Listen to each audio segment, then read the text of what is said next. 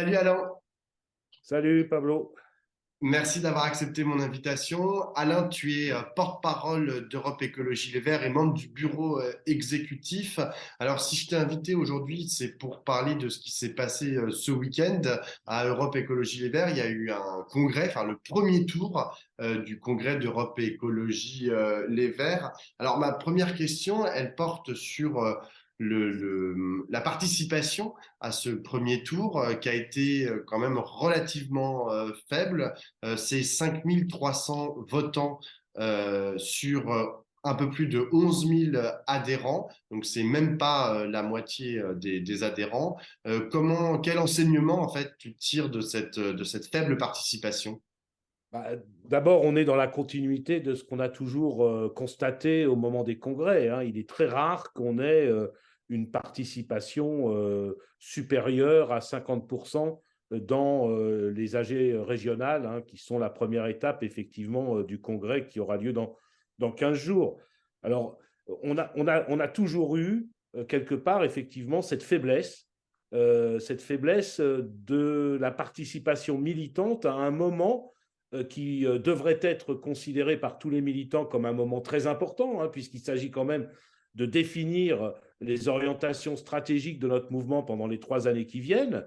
Or là, on s'aperçoit à chaque fois qu'une partie, en tout cas, des militants adhérents n'y trouvent finalement pas leur compte, ou en tout cas n'y trouvent pas l'intérêt qu'ils devraient y prendre.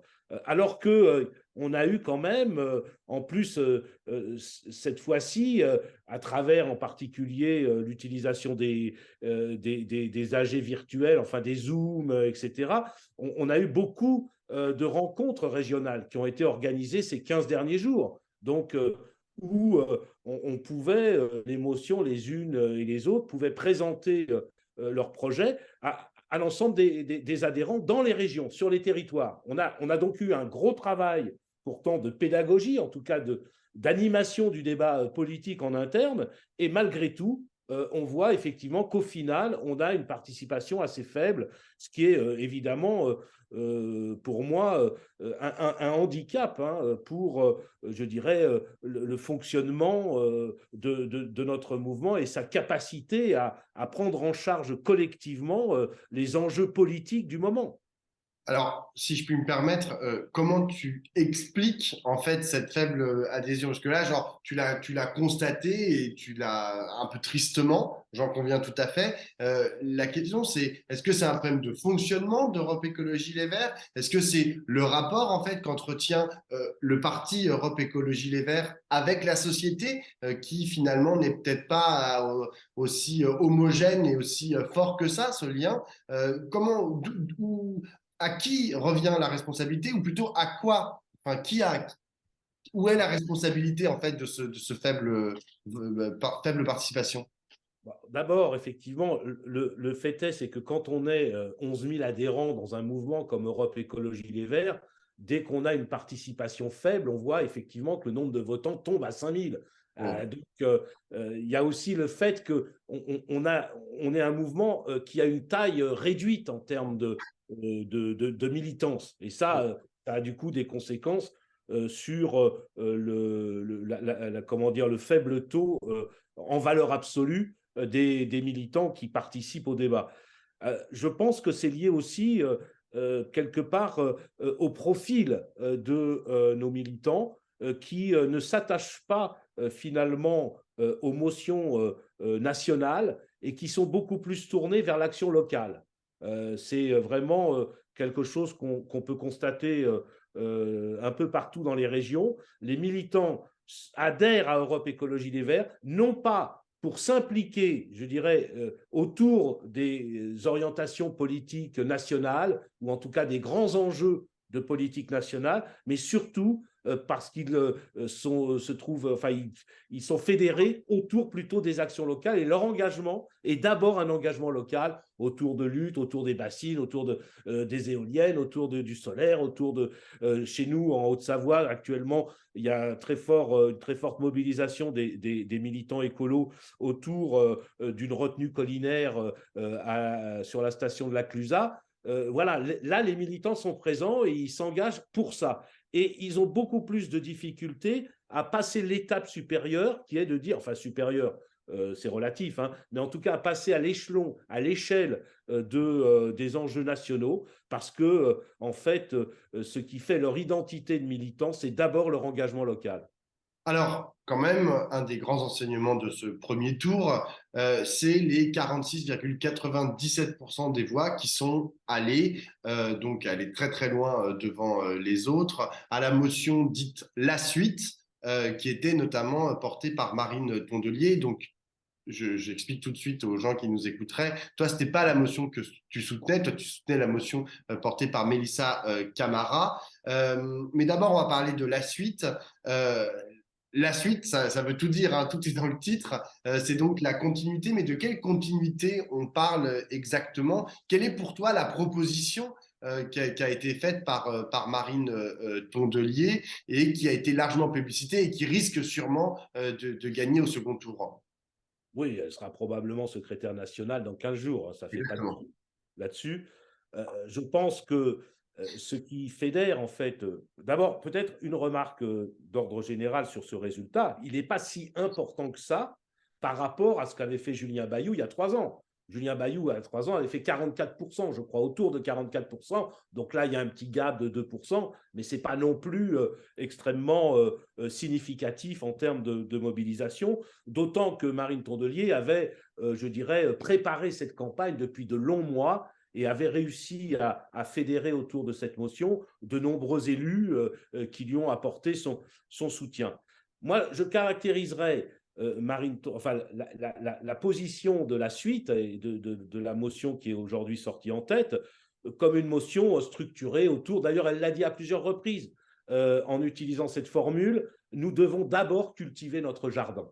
En gros, autonomie, autonomie, autonomie d'Europe Écologie Les Verts, construction d'une formation politique qui soit à la hauteur en termes, alors là on a parlé tout à l'instant des militants, mais qui soit à la hauteur en termes quantitatifs, en termes de militance, passer à un échelon supérieur, à une taille supérieure en termes de militance, et surtout construire un pôle de l'écologie politique suffisamment autonome par rapport en particulier à la NUPES.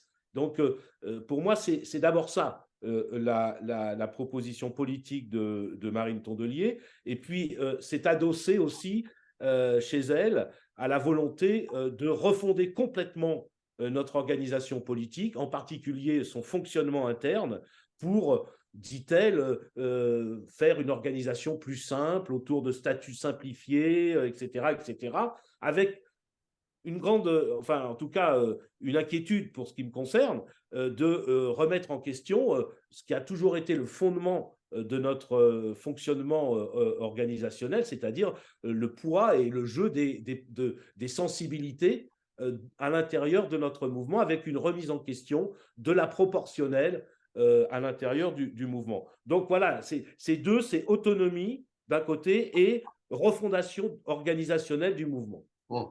Alors, d'abord sur la question de l'autonomie, effectivement, je l'ai aussi entendu, j'ai lu son texte et je l'ai entendu faire son discours.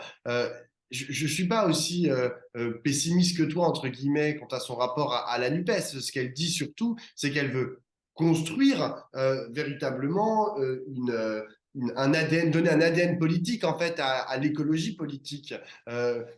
Toi, tu vois dans ce qu'elle a dit, peut-être, tu connais sûrement mieux que moi les arrière-pensées et les sous-textes en fait de ce qu'elle raconte, mais toi, tu penses qu'elle pourrait remettre en question l'appartenance d'Europe Écologie Les Verts à la nouvelle Union populaire écologique et sociale? Non, non, non. Ah, C'est pas vraiment ce que j'ai dit, hein. Ce que j'ai dit, autonomie, non, mais j'ai pas été suffisamment clair. Ce que j'ai voulu dire quand je parle d'autonomie, c'est qu'elle fait d'abord de l'autonomie d'Europe Écologie Les Verts sa priorité, sa première priorité. Ce qui ne veut pas dire effectivement qu'il n'y a pas dans son texte des références à la NUPES, mais je dirais que c'est pas l'option privilégiée. L'option privilégiée, c'est d'abord de construire un grand parti de l'écologie politique et ensuite de jouer des échéances à venir, et en particulier des européennes, pour à nouveau essayer d'asseoir un rapport de force satisfaisant, suffisant, vis-à-vis en particulier de la France insoumise, en utilisant ce qui a toujours été pour nous une échéance électorale plutôt favorable, c'est-à-dire les européennes, en utilisant donc ce levier pour, je dirais, asseoir un certain rapport de force vis-à-vis des autres composantes de la NUPES. Donc ça, c'est son projet. Mais là-dessus, je ne vois pas de différence entre ce que nous avions voté il y a 3 ans au dernier congrès d'Europe Écologie Les Verts qui s'était déroulé à Saint-Denis, qui avait déjà effectivement, comment dire, dessiné ce chemin, hein, autonomie, renforcement de l'écologie, et ensuite on assume le leadership de la gauche en général. Or, ce schéma-là a échoué ces 3 dernières années. Et donc, on n'a pas tiré le bilan, quelque part, de cet échec de ces 3 dernières années, et en particulier de l'échec de la présidentielle. D'ailleurs, dans mes interventions, j'ai souvent dit que je regrettais que ce bilan n'ait pas été fait avant le Congrès sur le pourquoi de notre échec à la présidentielle. Et on recommence quelque part un peu on retrace, moi je parle de remake. On fait un remake de ce que nous avons déjà vécu durant ces 3 dernières années. Et je pense que cette stratégie-là ne sera pas, comment dire, n'est pas en capacité quelque part d'offrir une alternative satisfaisante dans les années qui viennent. Alors, justement, toi, tu avais une autre proposition pour éviter ce que tu appelles un remake. Ta proposition, enfin, juste pour résumer les choses, toi, on dit souvent que tu appartiens à l'aile gauche. Bon, c'est très résumé, hein, mais l'aile gauche d'Europe Écologie Les Verts. Je rappelle que ta motion, tu parlais il y a 3 ans à Saint-Denis, ta motion à ce moment-là avait fait 22%. Aujourd'hui, tu étais dans une motion qui était portée par Mélissa Camara, mais dans lequel on retrouvait aussi en soutien notamment Sandrine Rousseau, et vous n'avez fait que 13,53%. Comment tu analyses ce recul? Alors, c'est un recul. On va pas le cacher.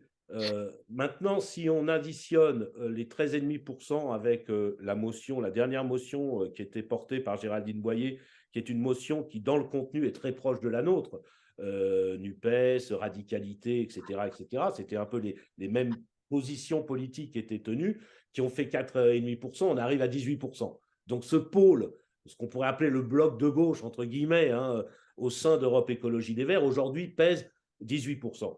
Alors, il y a de toute façon, du côté même de ceux qui, enfin de la motion qui était soutenue par Yannick Jadot, il y a aussi une baisse, puisque au départ, il y a 3 ans, ils étaient autour de 26%, là, ils sont tombés à 18%. La baisse de nos résultats s'explique, à mon avis, en particulier par le fait qu'il y avait d'autres motions. Il y en avait quand même 6 au total, hein, et une partie des voix qui auraient pu aller dans telle ou telle direction, en fait, se sont réparties entre les autres motions et se sont disséminées entre les autres motions. Reste que, personnellement, ma préoccupation aujourd'hui, c'est que si on fait le décompte des voix qui se sont tournées vers la suite, c'est-à-dire la motion soutenue par Marine Tondelier et les 18% qui ont été portés par la motion soutenue par Yannick Jadot, ça fait un bloc de, disons, 65-70% de militants qui finalement ont voté pour le scénario que je décrivais à l'instant. C'est-à-dire, on construit l'autonomie, on se renforce aux européennes, et donc ces 2 listes, d'ailleurs, défendent l'idée dès maintenant d'une liste autonome aux élections européennes. On se renforce, on gagne des voix au moment des européennes. Ensuite, il y aura les municipales où on peut espérer effectivement de nouveau des victoires dans certaines villes de France. Et à partir de ce bilan, eh bien, on deviendra la force propulsive autour duquel se fédéreraient toutes les gauches. Je ne crois pas à ce scénario-là. Je n'y crois pas. C'est à nouveau revenir, enfin, c'est répéter les échecs précédents Et je crains que pour 2027, si on suit ce scénario-là jusqu'au bout, je crains qu'on retrouve les mêmes difficultés qu'on a pu vivre cette année avec la présidentielle. Mais donc, désolé, mais qu'est-ce qu'il faudrait faire? Il faudrait se ranger derrière les autres partis de gauche qui ont plus le vent en poupe. Non, moi, ce qu'il faut faire, c'est vraiment utiliser cet espace politique qui s'est créé au moment des législatives, qui est la NUPES, qui est très fragile, hein, parce que du côté du PS, on a aussi des forces qui souhaitent, on verra au Congrès comment la ligne de fort l'emportera ou pas, mais enfin, il y a des forces qui, au Parti socialiste, cherchent plutôt à sortir de la NUPES. Le PCF aujourd'hui est extrêmement lointain hein, par rapport à la NUPES. Et si nous, en plus, on est aussi très réticents à construire cet espace politique, la NUPES risque d'exploser ou de s'affaiblir ou de disparaître. Donc, la motion, enfin, en tout cas, ce que nous portons, c'est de s'engager de manière très active dans la construction de cet espace politique qui, comme je viens de le dire, est fragile, mais qui mérite. C'est le seul espoir qu'on a aujourd'hui pour, je dirais, contrer en particulier la possibilité d'un avènement de l'extrême droite aux plus hautes responsabilités dans 5 ans. Donc on a cet espace politique, il est effectivement fragile, il a des défauts, il a des défauts, hein, en particulier en termes de gouvernance, il y a tout à revoir à mon avis au niveau de l'animation, en particulier du Parlement de la NUPES, hein, qui existe mais en pointillé, qui n'a pas la force qu'on pourrait, en tout cas l'objet qu'on pourrait lui donner. Mais je ne vois pas d'autre solution finalement qu'Europe Écologie Les Verts soit un partenaire actif, volontaire, dynamique, à l'initiative, à l'intérieur de cet espace politique, plutôt que de se mettre un peu de côté en disant d'abord ce qui compte, c'est notre autonomie et on verra après. Je veux dire, ça, je pense que c'est une démarche qui aujourd'hui est suicidaire par rapport aux enjeux à venir. Alors, je comprends ce que tu prêches et ce que tu voudrais. Pour l'instant, bon, bah, c'est pas le choix qu'a l'air enfin, qu'ont fait les adhérents d'Europe Écologie Les Verts. J'ai aussi entendu Sandrine Rousseau sur le plateau de Public Sénat hier matin qui disait que ce congrès était un échec. Donc, elle avait des mots très, très durs à l'égard du premier tour et du congrès. Euh, Est-ce que votre avenir personnel, enfin l'avenir en fait de cette écologie de résistance, hein, je reprends les mots de la tribune que vous aviez écrite dans le JDD collective, l'écologie de résistance, l'écologie homogène aux réseaux, aux mouvements sociaux et aux mouvements écolos, est-ce que cette écologie, elle a encore vocation à appartenir à Europe Écologie Les Verts? Est-ce qu'il n'y a pas un autre chemin? Bon, d'abord, moi, je pense que à part l'existence de la NUPES, il n'y a pas tellement d'autres espaces politiques qui permettraient un débouché à celles et ceux qui se rassemblent autour de nous, hein, ou en tout cas chez les militants d'Europe Écologie Les Verts. Donc l'enjeu, c'est plutôt effectivement de continuer, je dirais, notre travail de fond à l'intérieur d'Europe Écologie Les Verts. D'ailleurs, si on regarde toutes les motions les unes les autres, qu'on les décrypte un peu, toutes parlent de radicalité, d'écoféminisme, de lien avec les mouvements sociaux, de lien avec les quartiers populaires. Donc en réalité, le problème, c'est les curseurs, hein. On ne met pas les curseurs, disons, sur ces sujets-là au même endroit. Donc, on a des déplacements qui vont d'un endroit vers l'autre, mais en réalité, il y a quand même, je dirais, un fond commun de propositions autour de la radicalité, autour des mouvements sociaux, autour de la nécessité de nous ouvrir à d'autres partenaires, ou en tout cas aux associations, aux organisations syndicales. Donc, ce travail-là, je pense qu'il va, il va se perdurer dans les années qui viennent. Simplement, je pense que cette question-là n'est pas adossée aujourd'hui à une stratégie politique qui nous permettrait de l'emporter aux élections nationales. C'est ça, moi, ma grande préoccupation, c'est qu'on n'a pas la stratégie adéquate pour l'emporter aux élections nationales à venir.